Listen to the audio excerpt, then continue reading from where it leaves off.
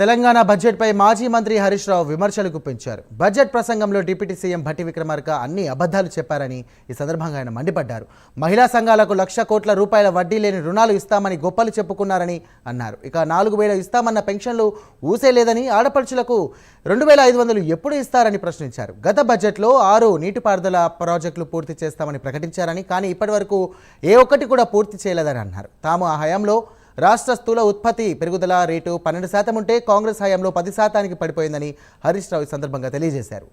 కాంగ్రెస్ హయాంలో 2.8% మాకంటే తగ్గింది. జిఎస్డిపి గ్రోత్ రేటు మా పాలన కంటే కాంగ్రెస్ పాలనలో 2.8% తగ్గింది. తలసరి ఆదాయం బీఆర్ఎస్ పాలనలో 1,24,104 రూపాయలు ఉంటే మేము దిగిపోయేసరికి 3,56,564. అంటే మా గ్రోత్ రేట్ 12.4%. కాంగ్రెస్ పాలనలో గ్రోత్ రేట్ ఎంత అంటే 9.6%. నేను చెప్పలే, భట్టి గారు చెప్పిండు. వాళ్ళ గ్రోత్ రేటు తలసరి ఆదాయంలో 9.6. బీఆర్ఎస్ పాలనలో తలసరి ఆదాయం వృద్ధి రేటు 12.4%. అంటే జిఎస్డి